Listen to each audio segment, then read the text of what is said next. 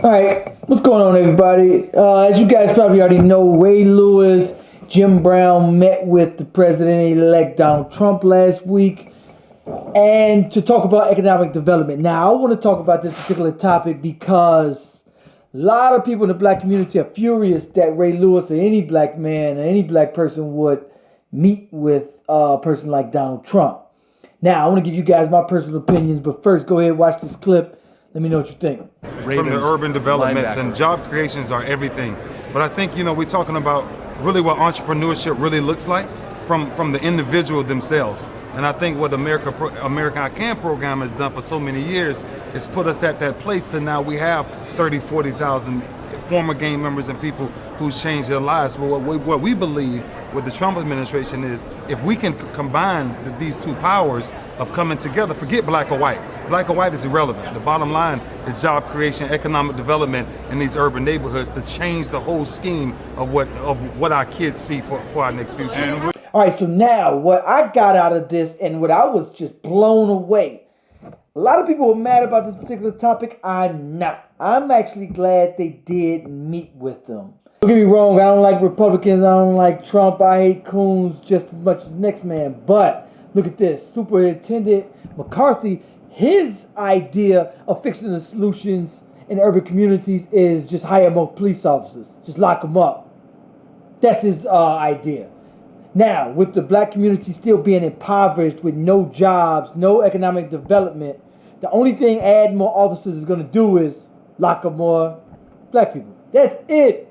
I mean, he's the president. We got nothing else we can do about it. I mean, the black community, let me tell you something. First and foremost, we have bigger issues. The president, a lot of our elected officials, we have gotten so dependent on them that we are not even trying to help ourselves. And we can help ourselves. A lot of us just depend on, our state officials need to invest in our communities. And we're not even willing to invest in our own communities. What I was shocked about is the meetings. He came out and said, hey, we talked about economic development.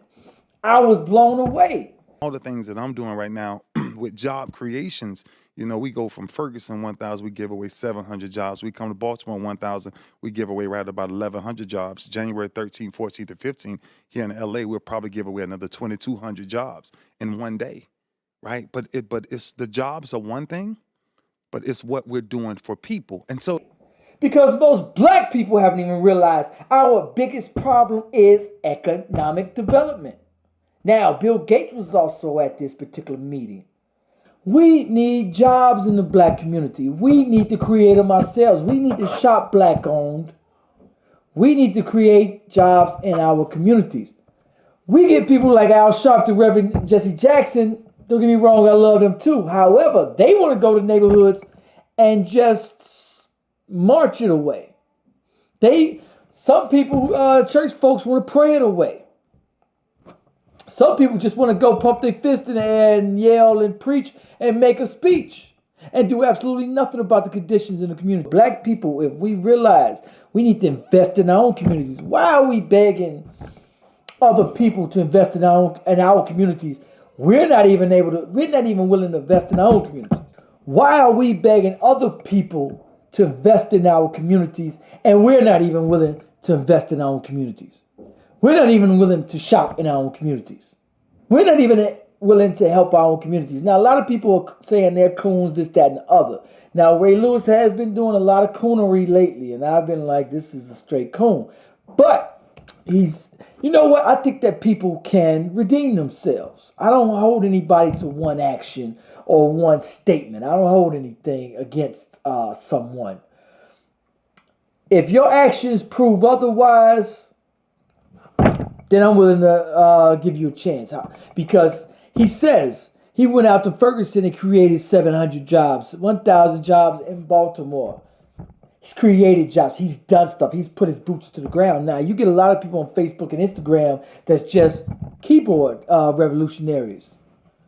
Do nothing but get on a keyboard and talk about what they should do, and never put their boots to the ground. So I actually commend him for this. I'm not holding Jim Brown. Of course, his record speaks for itself. He's been out there for forefronts of this fight since day one. So, it's never been a question about him, and I don't think anybody's ever. Now, he met with Kanye the other day. I don't know what the hell that was about. Somebody said it could be about the violence in Chicago. Why he'll be talking about the violence with Kanye, I have no idea. He hasn't even lived in Chicago. He's from Chicago, cool, but hasn't lived here in years. He's rich. I think if you want to talk about the violence in Chicago, meet with the people in Chicago. Put your boots on the ground and go to where these people are in Chicago, and people was actually on the streets of Chicago, and talk to them face to face. You need to talk to somebody that's in the streets. So, I mean, I'm not mad at the meetings. I mean, go ahead and meet. Look at this. We've got to try. We can't do this alone. You know what happens if we don't take that chance? What? Nothing.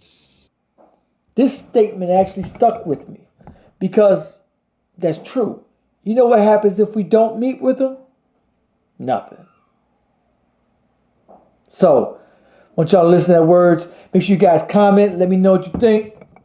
Peace.